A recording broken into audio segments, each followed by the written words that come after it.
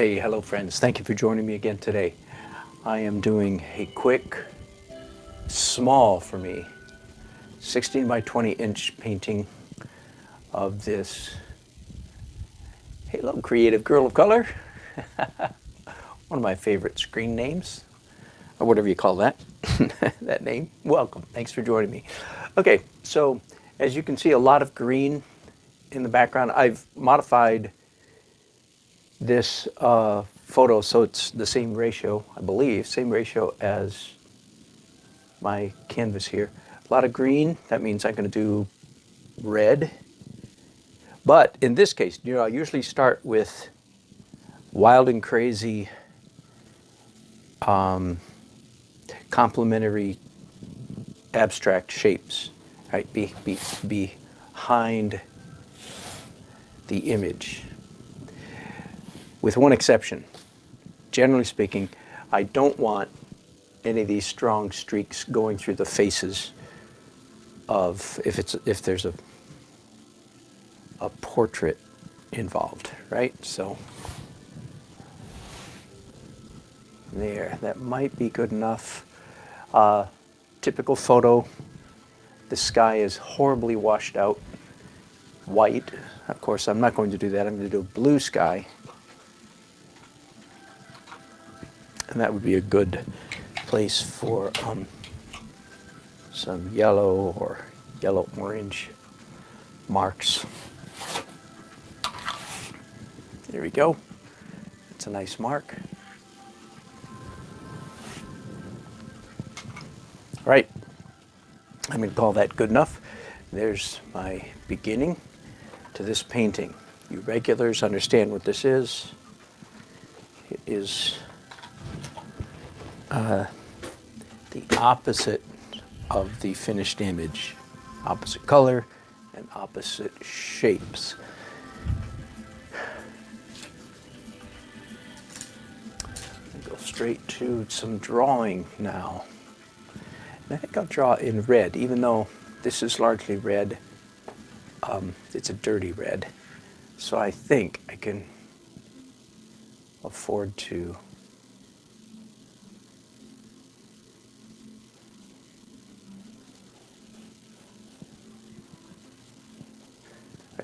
do some drawing in red, not lose.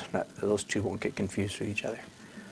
As you can see, at the moment, I don't always do this, but I'm jumping right into the deep end of the pool.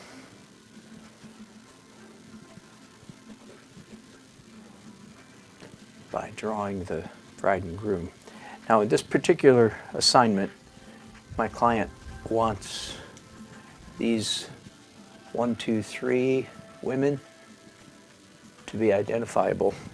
But as you can see, the photograph is pretty bad. I considered contacting my client and say, hey,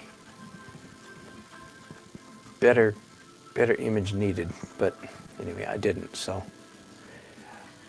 same thing is true of the photograph of the bride and groom. You cannot do portraits any better than your reference. I remember years and years ago, I think it was a Saturday flea market, one of those at the state fairgrounds here in North Carolina. They would have a flea market every Saturday, so there were a number of booths. I'm assuming this is fairly standard operating procedure in a number of places. So every Saturday and Sunday, they would have a flea market, and there were regular attendees, regular booths there every week after week. Does that make sense? I'm not speaking that very clearly, but my point being, the same people in the same booth week after week. And one of them, in this particular case, was a young man who was doing very fine portraits, very detailed, realistic portraits from photographs in pencil, or charcoal, one or the other. And in particular, he was advertising, he had on display samples of his work. And several of them featured very fuzzy, grainy photographs from which he had created very tight, accurate, realistic portraits. And it was very impressive work, very impressive indeed. But I thought about this is 20 plus years ago, and I've thought about it many times since then. Again, his work was very impressive, but even now that I'm a little bit more experienced in portrait work, I realize that anything that he was supplying in the form of sharp edges or detail, like from a fuzzy photograph. I'm talking about this because my photograph here today is so fuzzy. Any details that I supply are fictitious or general. In other words, you cannot tighten up a portrait. I want to say this clearly. First of all, if you can do portraits, then you can do non-portraits. What I mean is this. On the way to being able to do human portraits that look good, you will develop the skill of drawing people that look from fiction. You can draw a believable human face that is of no one in particular. I'm not saying this very well, right? If you're a good portrait artist, you're also able to paint or draw a good face without looking at anybody there, okay? But the details are made up out of your head. Hang on just a second. I'm going to use a hairdryer. Pardon the noise.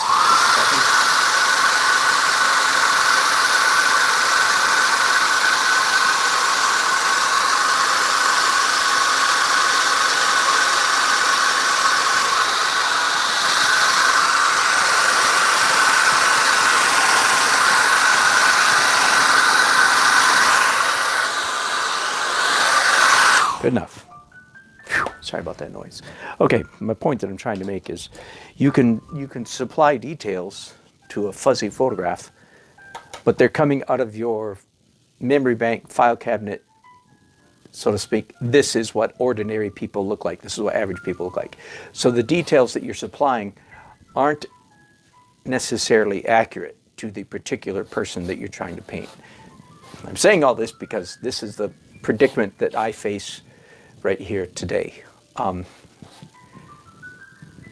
I can make stuff up, but I cannot guarantee that it's going to look like this bride and groom, that I'll be making up the right stuff. Anyway, I think I should not have started this line of thought because I haven't described it very well. Be that as it may, welcome. Thank you for watching today. Let's just forget. I was trying to make a point. It came off very weakly. Didn't matter. It's going to be fun. It's just going to be fun doing this handsome young couple. Not that it would be any less fun to do less handsome couple. I don't want to be, whatever, what's the word here? Elitist. Oh boy. All right, well, while I'm waiting for that to dry, let's go straight to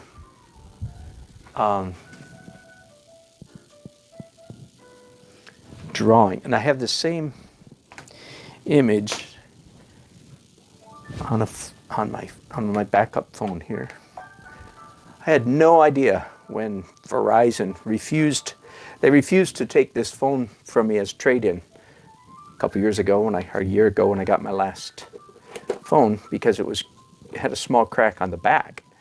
So I had to keep it. They wouldn't take it. I was, of course, somewhat dismayed because I had to pay more for my next phone. I had no idea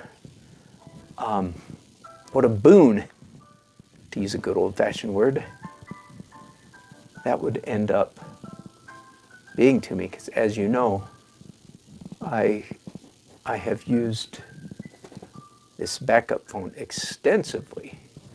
So now I could not do my business now, especially my wedding business. I would not be able to do it without a backup phone. So I'm stuck forever. From now on, I need to be the proud owner of at least 2 phones.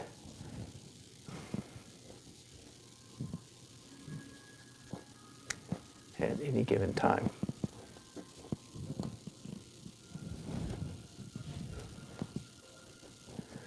Okay, so I will wrap up a little bit of what I was trying to say earlier. So I am going to do this couple, but they are going to be just as abstract in the painting as they are in the photograph. Right? I'll let you see the photograph again real quickly. See, not very detailed, kind of fuzzy.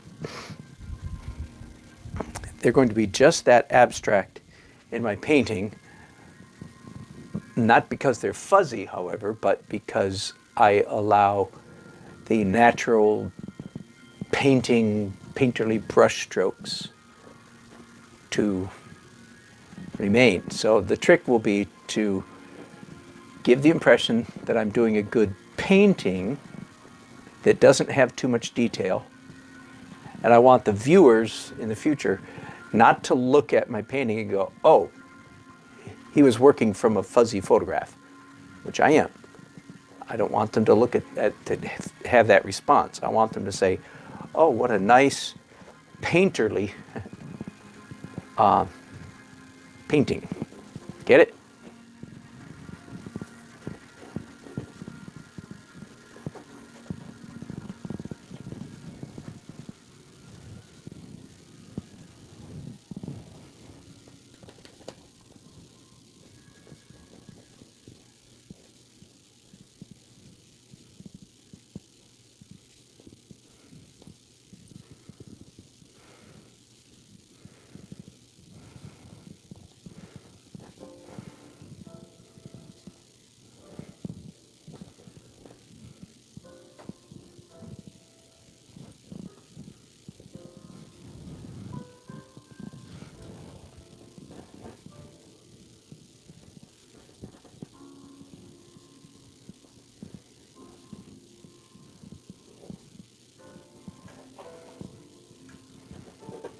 I am doing my normal standard portrait trick, which is I'm extending these physiques by, I don't know what percent, 10 or 15%, I would think, something like that. A not insignificant degree. In all my years, now, and I'm not saying it couldn't happen, believe me. When you're doing artwork for people, anything can happen. But so far, I have never had a client come back to me and say, don't you think you made me look a little bit tall and thin? Don't you think you made me look a little bit ideal? So hopefully this will follow suit. Never had that happen. Now, to those of you who may be sensitive to such things, I've had people, a couple, not very many, complain over the decades, trying to make a point about, women shape of bodies. Do you know what I'm talking about? You know, that it's kind of a political hot potato. Of course, once anything becomes political, then all bets are off. All logical, sensible conversation ceases. But anyway, I raised a couple daughters. I have a couple, 3, 4 granddaughters. So I am not, and I was a youth pastor with a lot of messed up kids. Decades ago.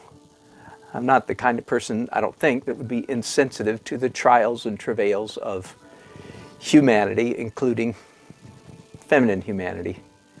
So I am sensitive to the issue body shaming, body ideal, over idealism, and so on and so forth. I touched on, I didn't talk about it, but I touched on it in my last broadcast where I was talking about the shape of mannequins in the store window, right? They're all size 0, size 1, and so on. You all there.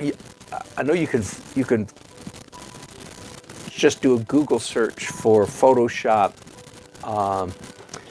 What do they call it? Photoshop models, or I forget what it's called. There's somebody that puts out probably a new post every day or every week anyway, of terrible examples of extremely over photoshopped female, usually models, where they take an already beautiful woman and exaggerate her to the point of absurdity. You know what I'm talking about?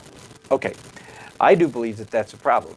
I mean, it's not one of the biggest problems facing humanity, in my opinion, but it's a problem. I'm saying all that to make a point. All that does not really apply to painters. I know that sounds, what's the word? Hypocritical, but I honestly believe that body shaming, over skinifying, making up a word there, making people appear, especially women, skinnier than realistic, is an issue that it applies to photographers, does not apply to painters. And I don't think I want to chase that definition down. I'll maybe just point to John Singer Sargent.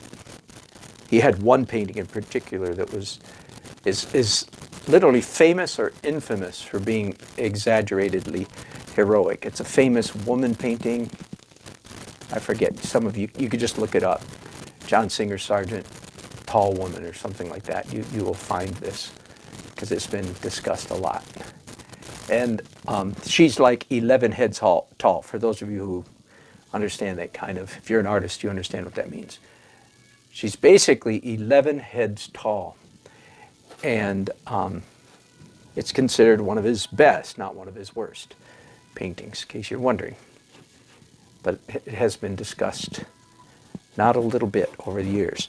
And again, I don't think, because everybody knows that a painting is, unless it's a photorealistic painting, we're not talking about that, that's a different world altogether. But if it's a real painting, everybody knows that a painting is a painting and it's not a photograph. And the rules are different. That's what I'm just going to say. The rules are different for paintings than they are for photographs. So no, I do not submit to the whatever people that want to make a angry political point about skinny people. That applies to photography, does not apply to painters. There, that's all I'm going to say. And you can ask why, but I'm not going to answer that today. Just know that I have given it considerable thought. That's all. I might be wrong. Doesn't mean my opinion's right, but it's not opinion that I've just come to in the last 20 minutes, if you know what I mean. I've thought about it quite a bit and finally considered, doesn't apply to us. Because when artists, we're always painting, so to speak. And again, unless you're hyper-realist, that's different. But if you're a regular, real painter, we're always painting the ideal, not the real. I'll continue to talk about it to this extent. If you're doing a painting, you're dealing in the realm of fiction. If you're doing photography, you're dealing in the realm of nonfiction. A photographer, typically, a normal photographer, I'm not talking about a fantasy, somebody who manipulates everything. Again, I'm talking just about normal photography. A photographer is dealing in what is actual, what happened. It's like journalism. Here's what's possible. This actually happened, right? If a photographer gives you a photograph of a turtle sitting on top of a fence post, he's telling you either I put a turtle on top of a fence post or somebody put a turtle on top of a fence post and it was really there. If an artist draws or paints a turtle on top of a fence post, people have quite a different reaction. The reaction is, turtles can't get on top of fence posts. Are you with me? When you paint or draw, you're dealing in the realm of fiction, and it has to be believable. So again, using fiction and nonfiction as the example. A newspaper reporter or a journalist is supposed to tell what actually happened, no matter how unbelievable it was. A fiction writer has a more strict set of boundaries. Even if they're writing fantasy, everything that happens in their story has to be believable within the confines of their story. This sometimes can help a painter to understand. And it's also why not everything that is a good photograph is a good painting. Let me give a very, very specific example. If I go to the coast of North Carolina, and one of my favorite things to paint and look at, take pictures of, is old boats, old fishing boats, even if, maybe especially if they're up on stilts for repair, not in the water, but up on land on stilts, as you could pick, you know what I mean by that. Many times,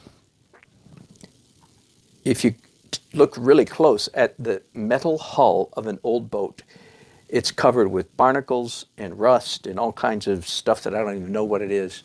And it's absolutely fascinating and gorgeous texture. What's the word I'm looking for? You know, multiple things stuck together. All right? That is a fascinating and a beautiful, can be a beautiful photograph.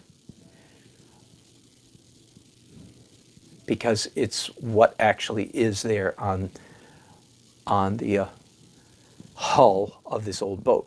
It's actually there and it's beautiful. That, for instance, does not make a very good photograph. Does not make a very good painting. Why? Because it looks like a painting of a photograph. I don't know if I can explain that very well. Anyway, so whenever we're doing paintings, we must be dealing in the realm of fiction, things that are believable. I tried this one time, by the way. I did years and years and years ago. I was visiting Charleston, South Carolina. Beautiful city. Talk about paintable stuff. And I came home with all these photographs. This is the day before digital, so they were all slides or print, probably slides. And I had one close-up of a brick wall with a vine climbing up it. Of all things, I decided to do a painting of, it was a pen, ink, and airbrush, watercolor, pen and ink and watercolor airbrush painting of a brick wall with vines climbing up it. It was interesting. It was okay. It wasn't that great. When it was all done, it was like, nah, that was a good photograph. It wasn't that great of a painting. Anyway, I ramble enough. That's just what you all expect, you regulars. You tune in to hear me ramble, I suppose, and watch me paint while I ramble. Right now I'm just smearing any thick bits of white. There we go, good enough.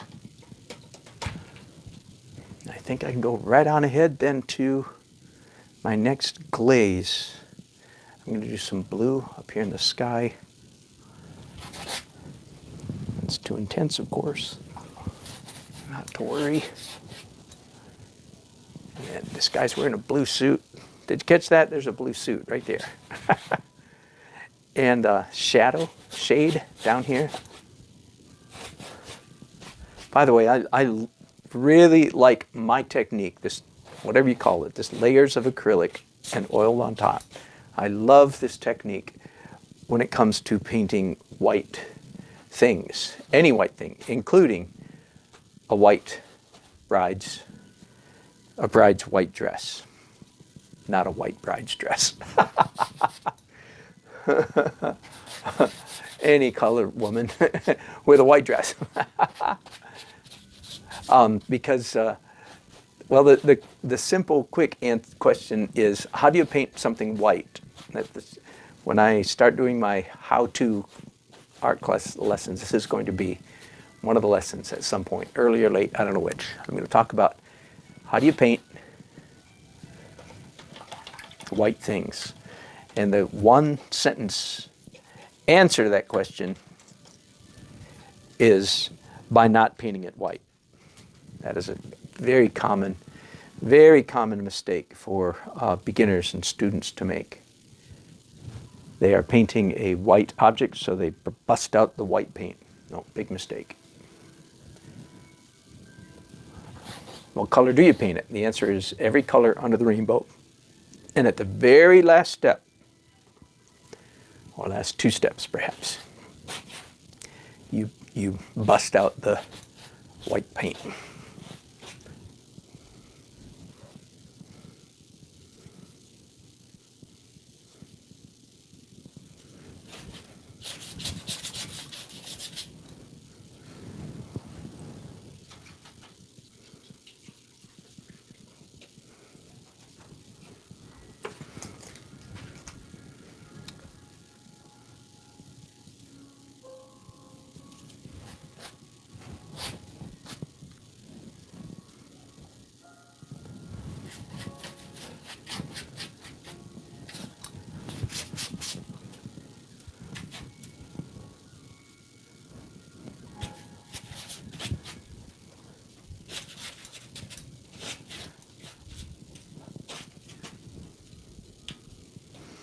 All right, we having fun yet? We are indeed. Now, let's do some drawing with brushes. So pick up some small brushes for the first time on this painting. And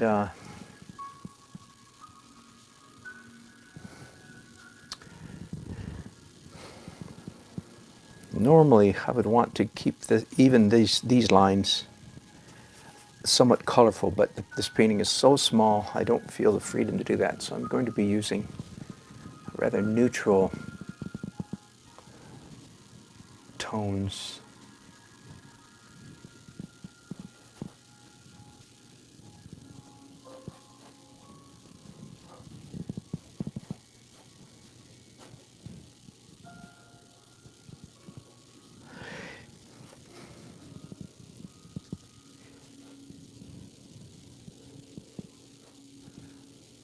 I started painting in this acrylics underneath and oil on top technique right at about 15 years ago. I've told that story several times. It was just a very serendipitous accident that happened in life, and I stumbled on it quite by accident.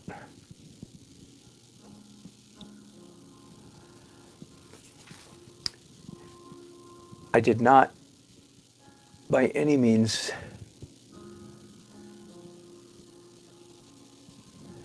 set out to be unusual. And of course, over the course of 15 years, my technique, I would say, on the whole, has grown even more unusual. You know, with the use of pencils, with just the various layers, the fuzz layer, the broken color now at the very end of the process. So my painting technique has gotten really more and more unusual. Again, I didn't set out to be unusual, it just happened quite by accident. I have had moments, not lately, but a couple 2, 3, 4 years ago maybe. I went through a little wobbly season.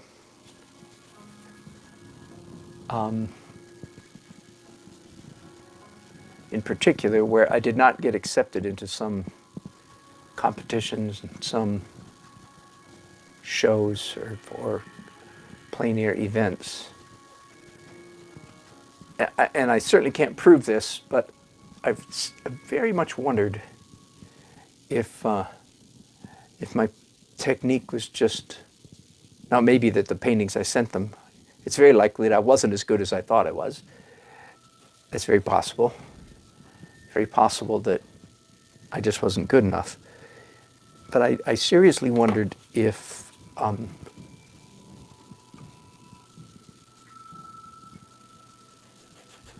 wasn't getting accepted because my paintings, and this is what I suspect. I do think this is probably the case to some degree, that I didn't get accepted because my paintings just don't look like everybody else, especially in the plein air. If you pick up Plein Air magazine, the degree of uniformity of style, I can imagine some people coming out, what are you talking about? All different kinds of styles. But if we flipped through a magazine, I would say, no, do you see this person? Basically paints like Kevin McPherson, just with a few modifications. See this person? Alla prima, opaque, oil paint. High degree of similarity in technique. I like Kevin McPherson very much, by the way, both as an artist and as a person, so I'm not criticizing him. I am criticizing how many people paint in that similar manner. Anyway, I did go through a period where I was a little bit wobbly. Oh, man, maybe I should start painting more like everybody else, right? Because if it's hampering my career, maybe I should let up a little bit, paint like everybody else. Anyway, that was, I guess, more than a couple years ago now, 2 or 3 at the least. I've since changed my mind quite strongly and think, no. Turns out my unusualness is my greatest strength. But the point I want to make is my technique evolved every step of the way by accident. I'm not trying to be unusual. That's the point I'm trying to make. That desire to be creative is a very sophomoric impulse. Google it. It's very immature. It has the appearance of maturity. That's what sophomoric means. Looks like maturity, but it's not. It's sophomoric.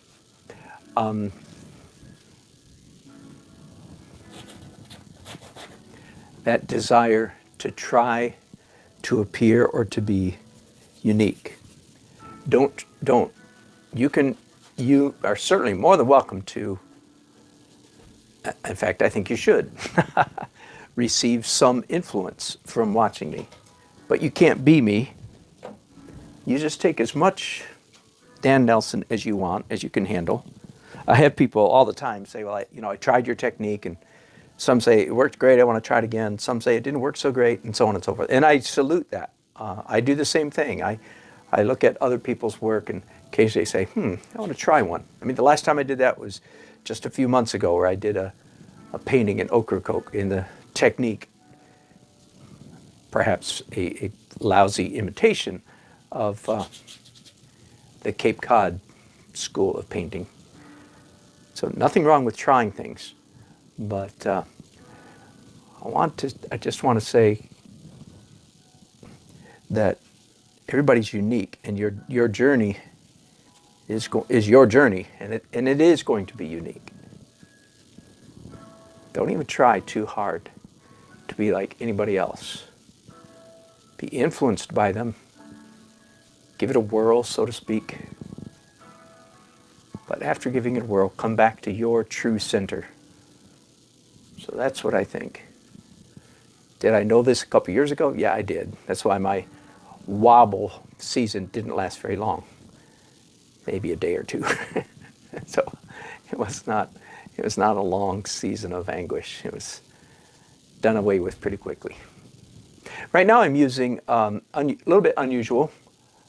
I've got opaque color, which most of the time I don't do any opaque color in the acrylic stage.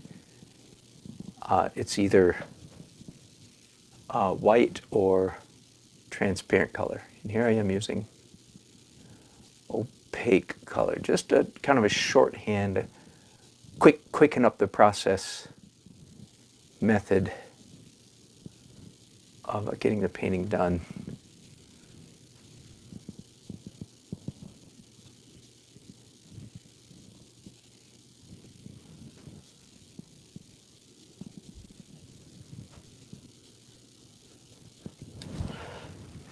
I'm going to actually erase, very unusual, remove a mark. There we go. All right, just about finished with the acrylic stage. I am going to do a layer of white. I think I can do that right now. I don't think I even need to wait for anything to dry.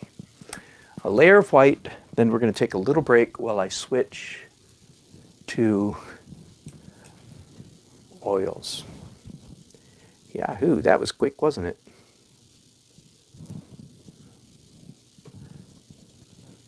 I think at this point in every painting, near the end of the acrylic, look at me holding my brush, by the way, in the death control grip. It does happen. Not very often, but it does happen.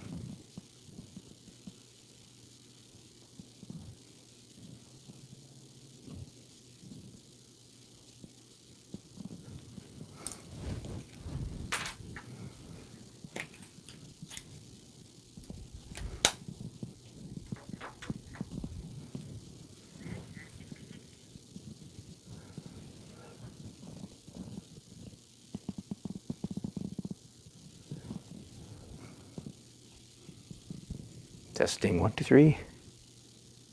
There we go. Right. Oh, at this point in every painting, I feel like, man, I am really cooking. This is going fast. And then I'm mildly dismayed or disappointed because, oh, when I get into the final stage, it slows down so much. Oh, okay, it still takes a while to do a painting. Sometimes I think, oh yeah, this should be my style right here. Hey guys, thank you for all your wonderful chats. I will get to those before I hang up and take a break. So thank you for those. I'll look forward to reading those.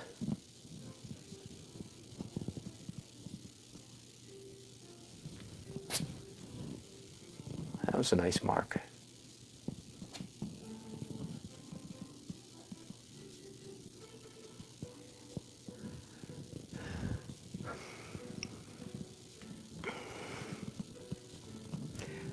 Looks to me, I can't tell if this woman, let me look at my phone. It looks like she's holding a hanky or something in her hand. Yes, I think she is. I'm trying to tell if it's just a sky hole, but I don't think it is. Maybe not a hanky, it might be the program. Okay, so I'm going to include that. The assignment here is that these three figures here, these three women, I think mother and or aunts and friends of the bride, they're supposed to be, if not recognizable, that's probably putting it too strongly, but identifiable. That's just part of the assignment here. Not by no means a portrait of these three women. But they want to be able to point to it and say, yeah, that's us. And of course, I could refuse to take the job. I said, no, I will not be put under such restrictions. We have a name for artists who do that. Do you know that? We do. They're called starving artists.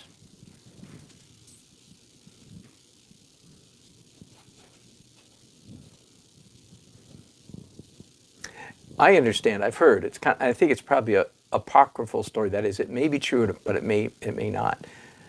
That even John Singer Sargent, late in his career,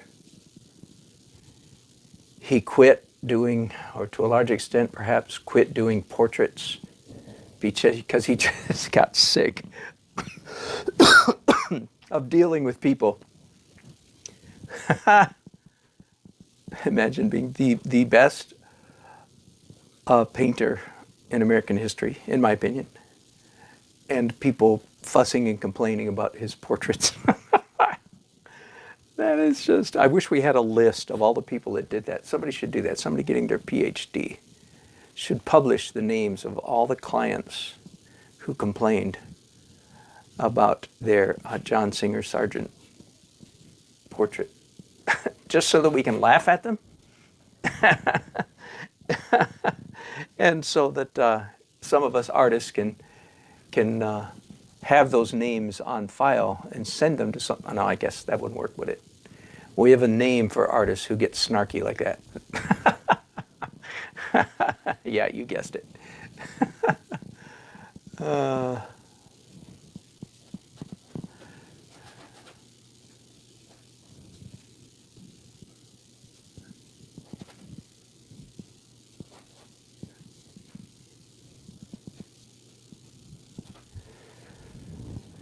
Okay, quick question. How do you know when it's time to move on to oils? Okay, I answer this periodically. Time to answer it again. How do you know when it's time to move on to oils? The answer is, well, simple to say, not so simple to do, but here's what I say. When the drawing is nearly correct, when the colors and values, I guess I'm putting those two. When the colors are nearly correct and when the values are nearly correct. There we go.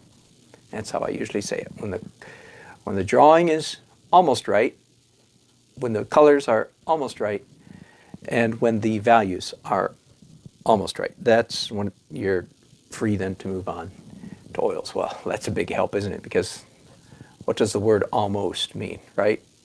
Is this close enough? Teacher, is this close enough? You know, how the heck do I know? Maybe. So it's still a matter of judgment with every single painting.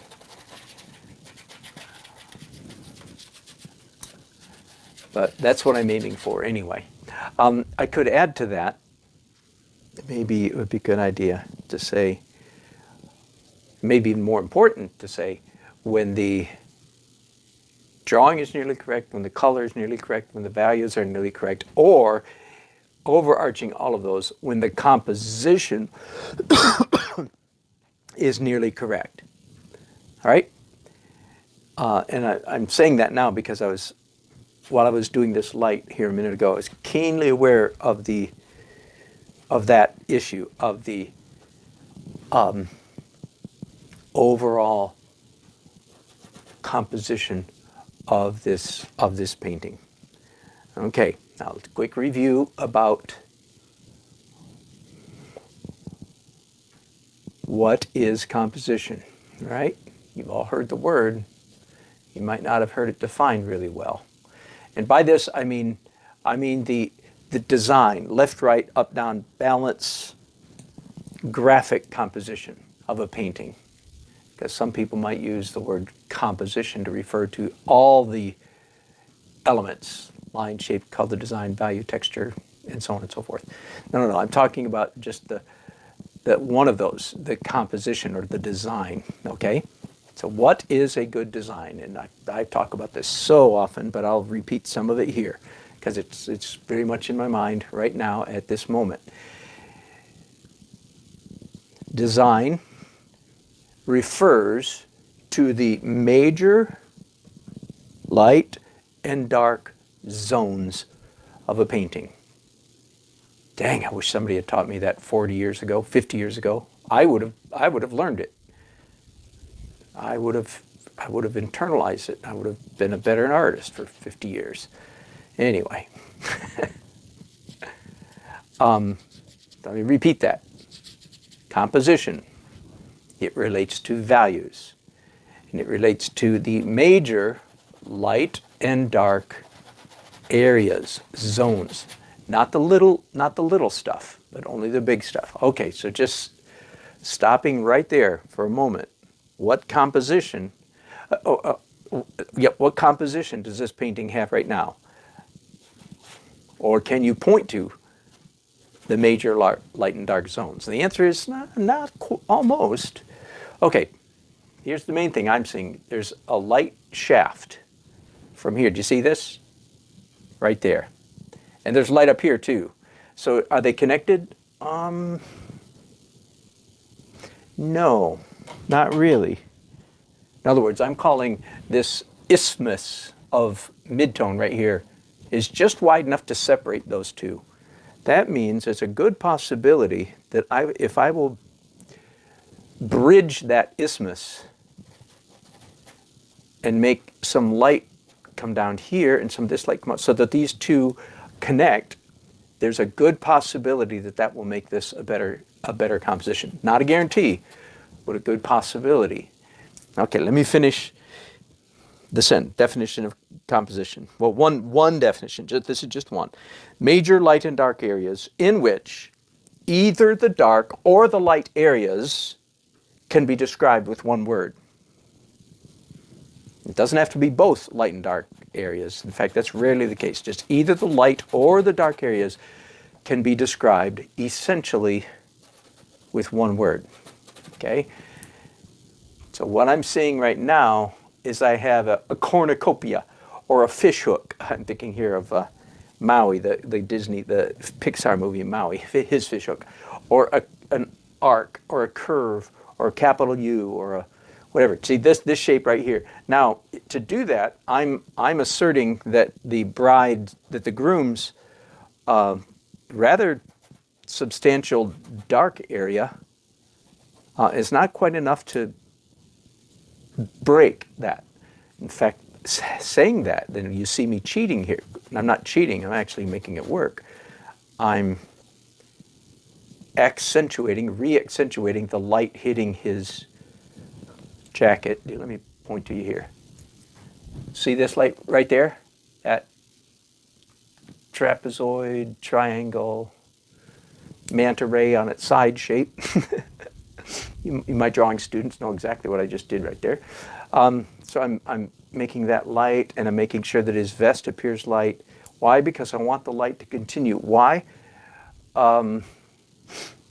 Because generally speaking, if you can break your major light or dark areas down into simple shapes, if you can do that, it's a good composition.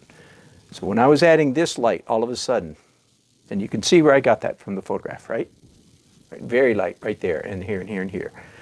So I didn't make that up. That came quite from the photograph. As I was doing that, I was going, oh, wait a minute, I see composition happening here. Well, I'm going to do some more in acrylics, and before I go to oils,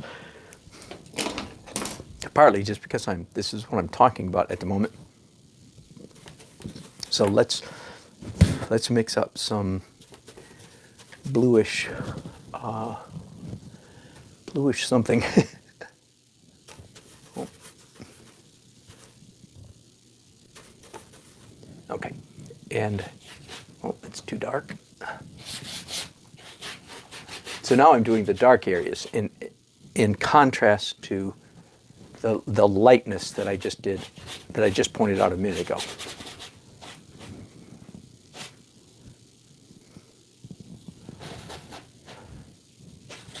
This right here, by the way, is a little logo or crest that this couple had not spray painted, they had it painted on their cake. And my client, again, wanted that logo. It's the bride and groom's initials, I presume.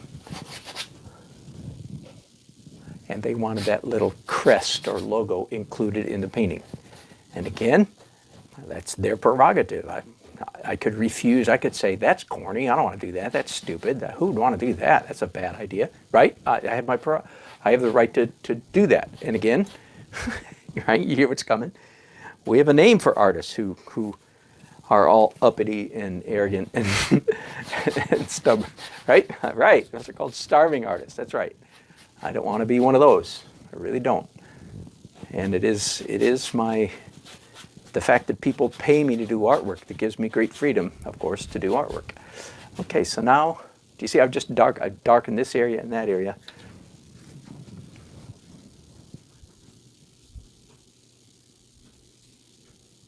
And I'm looking.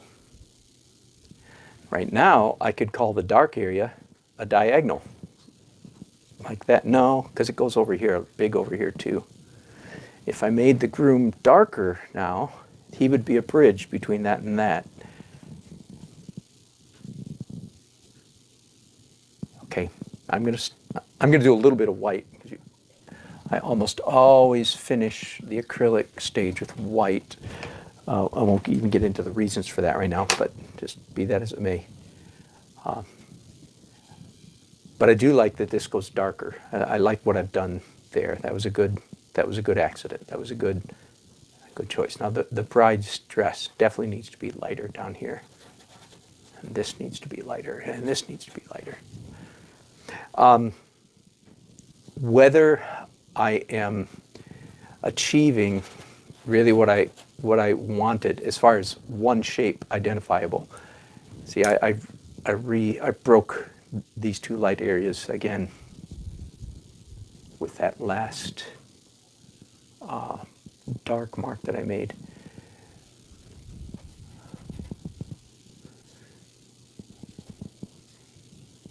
This, by the way, what I just gave you is just one definition of a good composition. There are a couple others that I rely on and use quite heavily. That's just one. I'm going to leave it at that for the moment. Leave that lecture right there to just understand that there are other ways to describe a good composition. And I feel like something's working because this is feeling very pleasant right now. And let me expand a little bit or move over. So you can see the difference between the photograph. It's clearly the same image, right? And even the photograph has some of these elements in. Oh, I did this in Photoshop. I forgot. I darkened this corner in Photoshop and down here too. So my darkening here, that wasn't in the original photograph. But this is looking better than that, isn't it? The placement of light is a little bit more intriguing here. All right, I'm going to take a little break right here. Thank you for watching. I will be back, oh, I don't know, probably 15 minutes or so, and proceed to finish, or nearly finish this painting anyway, in oils. Oh, wait, hang on. Let me look at your comments, all your wonderful comments. My goodness, thank you guys. A lot of regulars, Creative Girl of Color, Zamorite, Lisa Kirk. Good to see all you guys.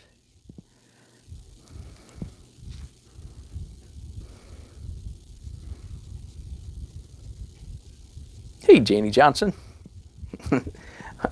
Janie's a local physical friend.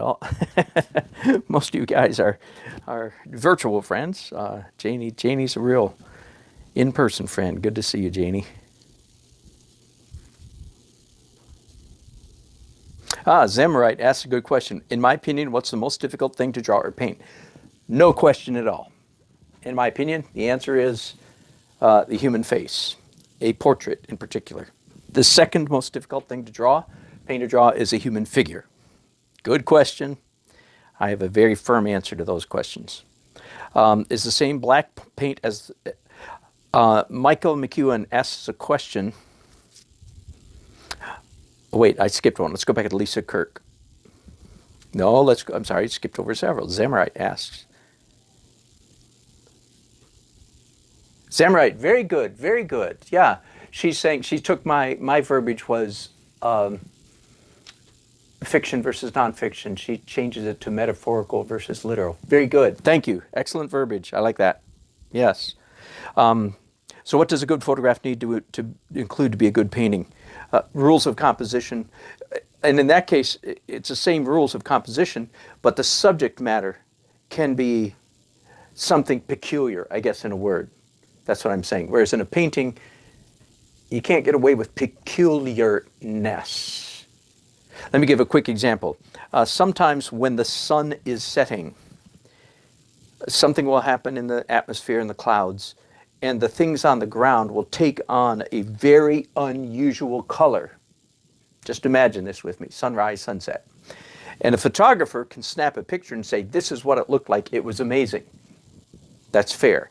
But a painter can't do that, because if a painter does it, everybody look at, this person's not a very good painter, because it never looks like that. Do you see what I mean? So the photographer has open to them the option of photographing what is peculiar, and it's okay. An artist can't, a painter can't really do that. And then Michael asks, is that the same black paint as the white? I think you might be asking, when it comes to painting something black, is the same rule as painting. How to paint something white, don't use white. How to paint something black, don't use black. You're exactly correct. I think that's what you're saying. Donna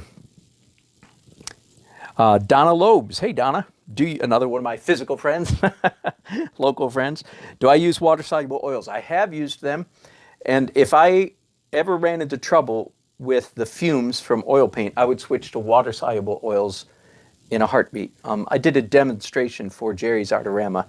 It's online somewhere, many years ago, 6, 8 years ago, where I did the same exact painting in regular oil and water-soluble oil, side by side, to see if you could tell the difference. And even I could, the only way I could tell which one was which was by looking on the back. So I think you could accomplish the exact same thing with water-soluble oils. And I recommend them if somebody wants it. Hello, Barbara Pask, another physical friend. David always catches me being humble. He's my conscience. Oh, Zamorite. Strangely enough, your wild painting style has really influenced my inking style. I am honored, glad to hear it, would love to see that. I'll have to look you up. Again, I've done it, but I don't remember. It is a small canvas, David.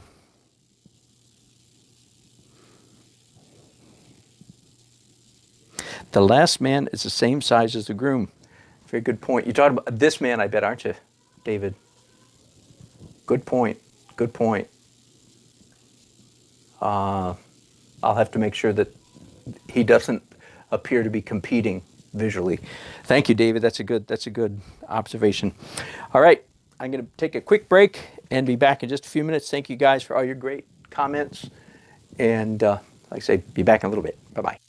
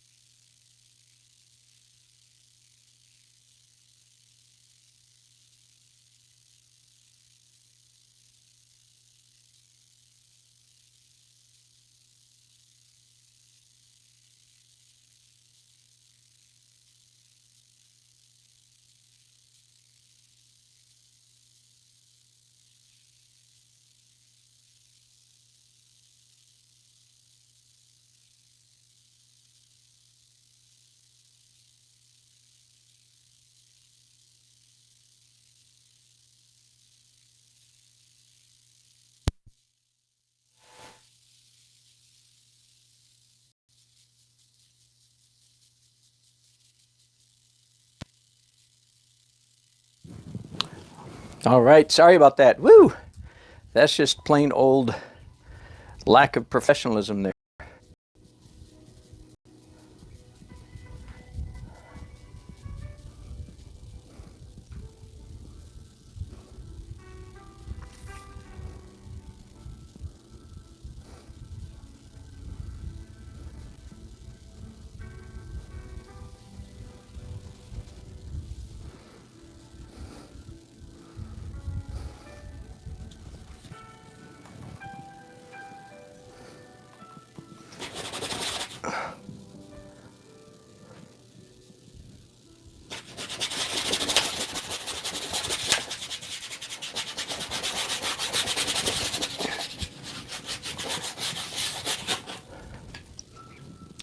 Darn ya.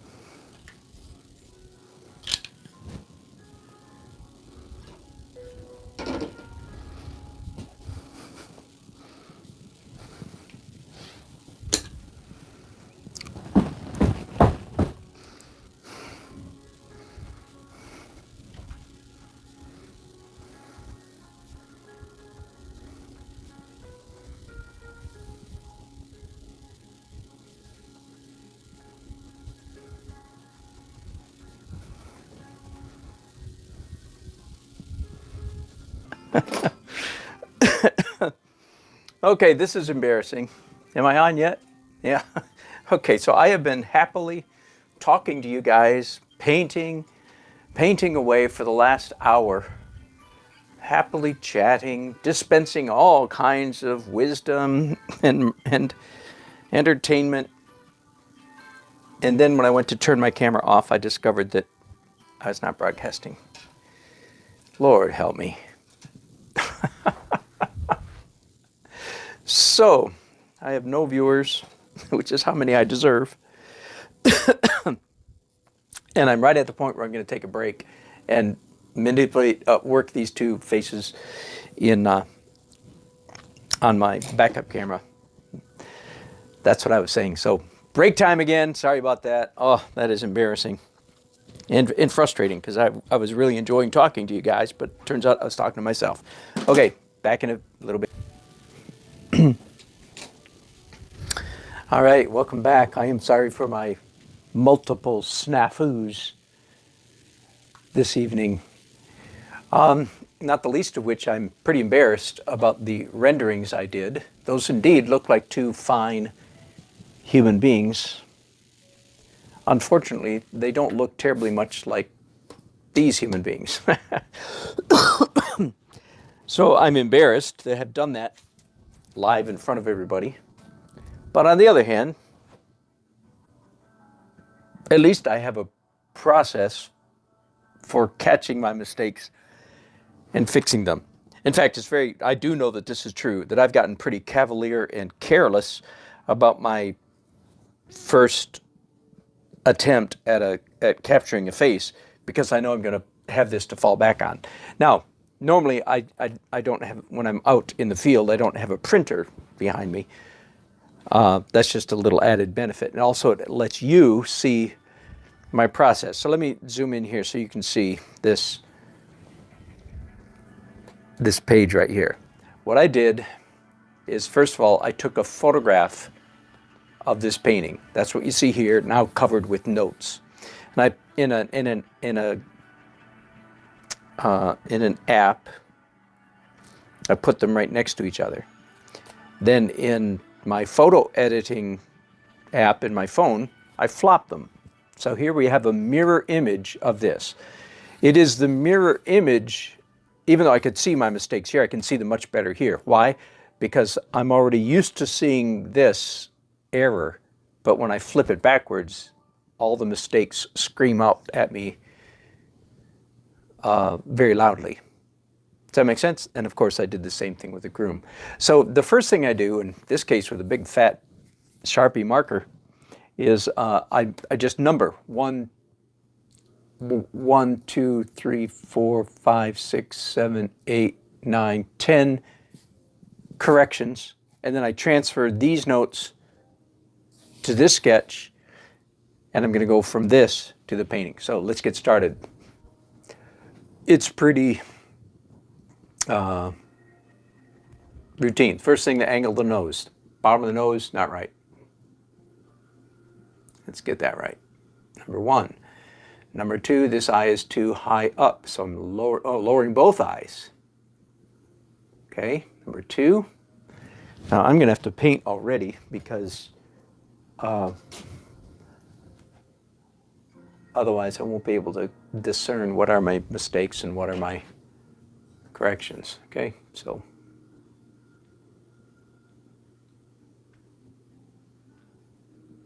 real quickly, and the bottom of the nose. Angle is wrong. Every time I do this, I go, how could I be so dumb? That is a good question. I don't think everybody's as dumb as I am. Some are just better at this than I am. So I have developed a technique. Okay, number 3 is, oh yeah, the hairline. Basically what I did, by the way, there's a name for what I did. The normal term is frontalized. That's a tendency for portrait artists. If they're looking at a person from an angle, there's a temptation to turn, in your rendering, to turn the head toward you a little bit. That's called, I've heard somebody else call that, we have a temptation to frontalize the face, to make it more frontal than it actually is. In this case, the head was down at quite an angle, and I raised it up considerably. So pretty, not only is it such a common mistake that it has a name, that should be embarrassing, and it is, but not too much. I'm not gonna grovel too much, just a little bit. Just you get to see me grovel a little bit. Okay, so there's correction number 1, 2, 3, 4, 5. Then the front of his chin, moving it in that way. 5. Number 6, his chin now is a little bit long. Shorten the chin. 6, 7, the shadow comes back to there. Number 8, oh yeah, his collar comes much higher than well, 1/8 of an inch, if you want to know what does much mean.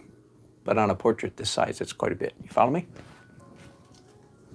All right, now, let me get paint back out here. After I make those corrections, I should have something roughly approximating a likeness of this young man. But I will go ahead and tell you right now that I don't trust myself. I'm going to go ahead later and do that whole process yet one more time.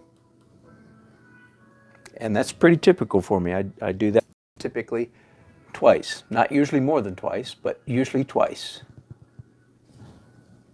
So if you want to steal that little trick, I would be flattered indeed.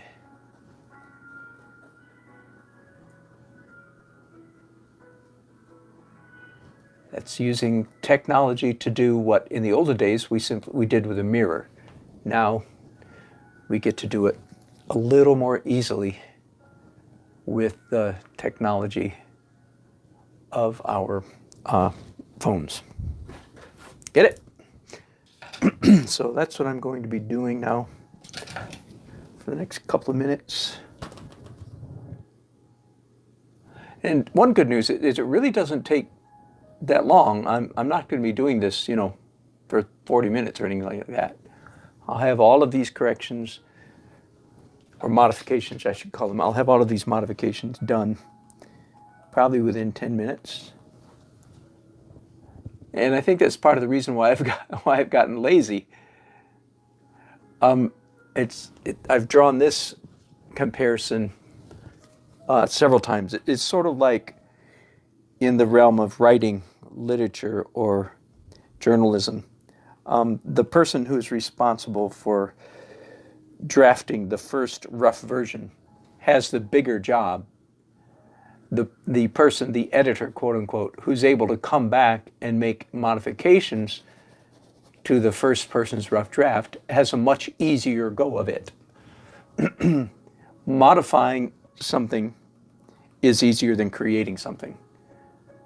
So that's also partly why, and I've gotten in the habit now of when I'm painting live at a wedding, and of course I'm a little bit anxious to push ahead and get this portrait believable. I don't wait until late in the process to do what you see me doing here. I go right ahead and do this modification, manipulation, correction, whatever you want to call it, early on. And again, typically do it twice in the course of an evening, 3 times if I need to. So there is the guys already, all those changes have been made.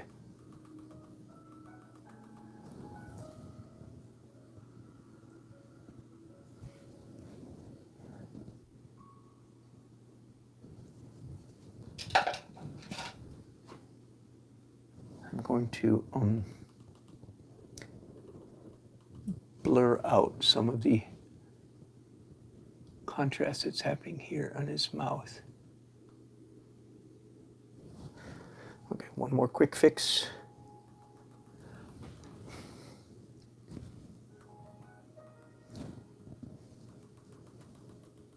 That is, shave some off the front of his mouth and chin.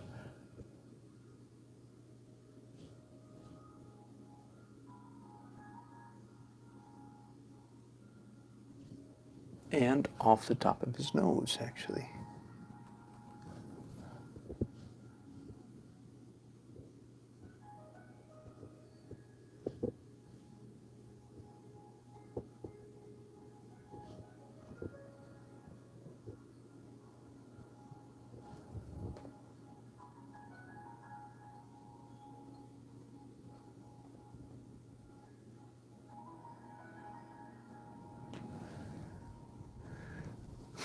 That might be good enough, although I will definitely do that process one more time. Yeah, his face is a little bit fuzzy, but I'll fix that later. Okay, now let's go to her.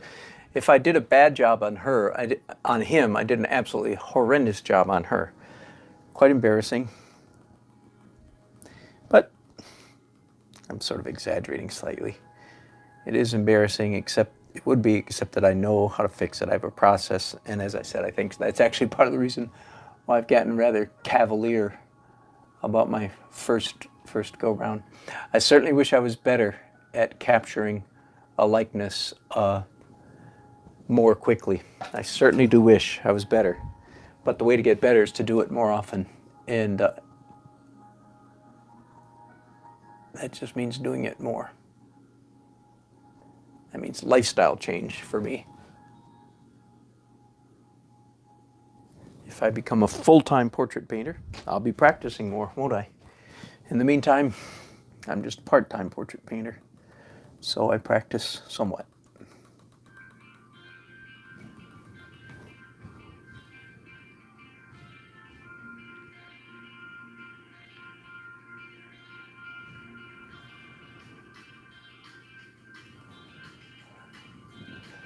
All of that is just too intense, too dark, so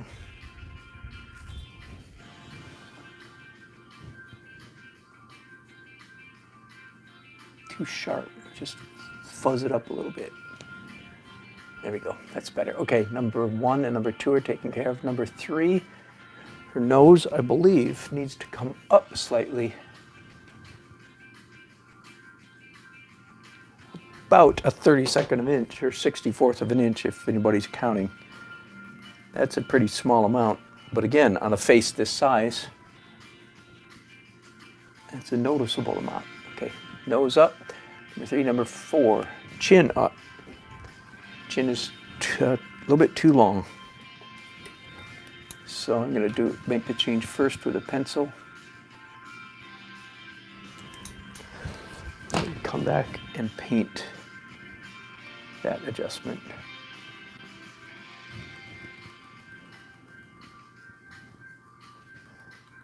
There is not much of a shadow under this woman's chin at all because of all the diffuse lighting in the atmosphere. Lots of bounce lighting. Okay, it's looking more like her. Number 4, number 5. Oh yeah, her ear. Even though I recognize my tendency to paint the ear too close to the face, I did it anyway. So, especially the outside of her ear. Okay, that's done. That was number 5. Number 6, oh yeah, the back of her neck. I really blew it there. Angle, I don't know what I was thinking. Must have been thinking about supper time or something. So let's make that correction. It's quite light, even though this is the shady side of her face. It's quite bright.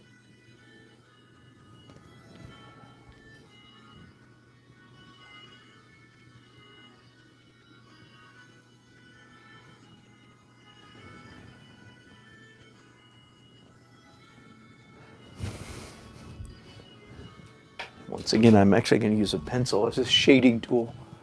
At this size, it's amazing what you have to do sometimes just to get the job done.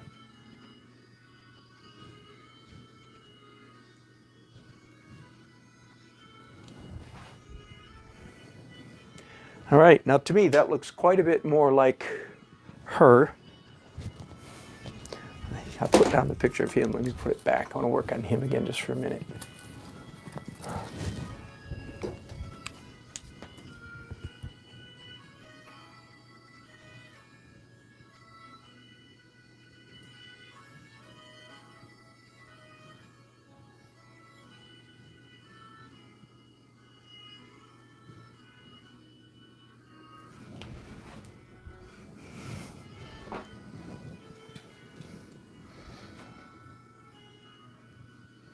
All right, just about finished with this round of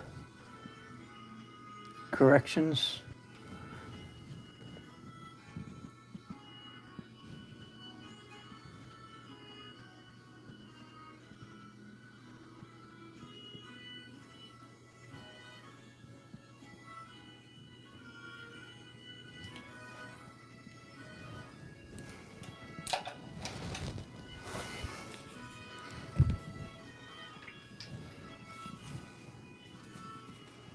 Let me fix his mustache, top lip. He doesn't really have a mustache, but the area of his face, that would be where his mustache would be if he had one. Now let's fix his teeth.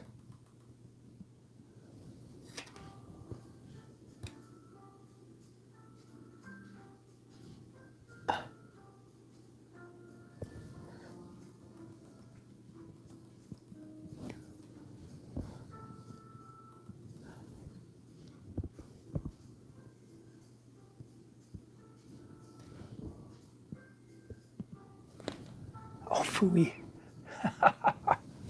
Just like that. All of a sudden his mouth is too small. Hang on. I know you're hanging on, really. I don't have to tell you, do I?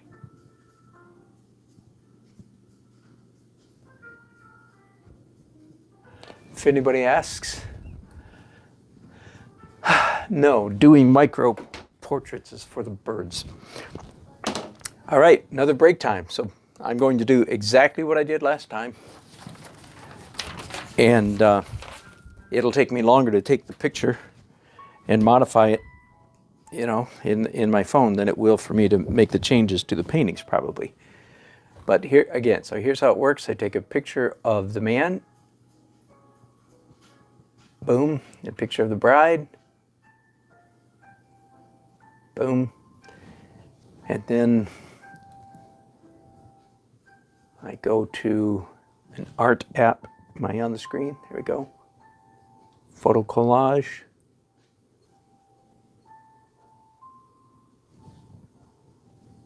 I'll let you watch me do part of this. My phone's thinking about it. All right, so I hit this one. And here I'm going to put the photograph of the painting. Need to make it a little bit smaller. Be sure to keep it vertical. Don't let it go at an angle. That'll mess you up. Then over here, I put the photograph of the groom. Boom, right there. Okay, I'm still not right. I'm closer than I was last time, but I'm still not right. I'm just closer. Can you see this? So I'm going to save that. Then go to my gallery, open up that image in gallery right here, then hit edit, and I'm going to flop it, do a mirror image. Some of you could care less about any of this, but there might be somebody out there. Check, save that. I go back to the collage app. Whoops. Oh, it's got a freaking commercial on it. Back, throw that one out, yes. Now I'm doing a horizontal. And I want the mirror image at the top, so this one goes at the top. Again, I need to make it smaller to fit it all in. Whoops, I didn't do a very good job of making those the same size, but maybe I can still work with it.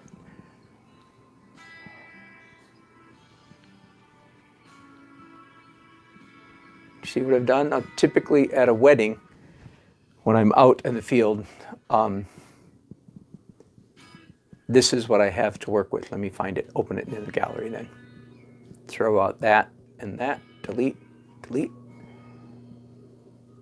And this is what I have to work with. I'm going to edit all the black off the edges of that just for fun, just since I can. Okay, so that's what at a wedding, that's what I work from. So I hold this phone and make all the observations here. Now, because I'm in my office, though, I have the extra luxury of sending this to my computer. So email it to myself. You don't need to watch that part. Okay, so I'm going to email this to myself.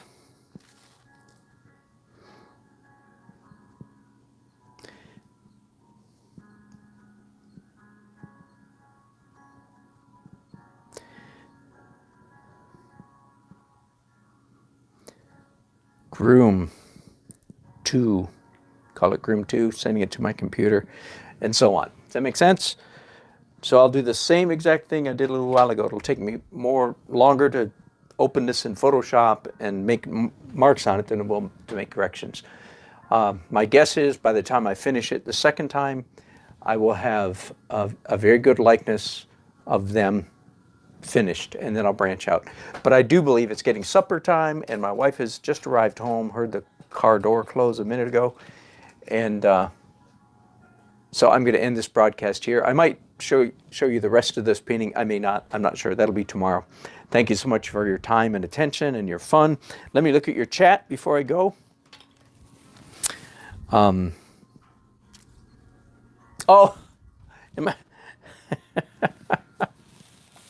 I am just full of all kinds of things today.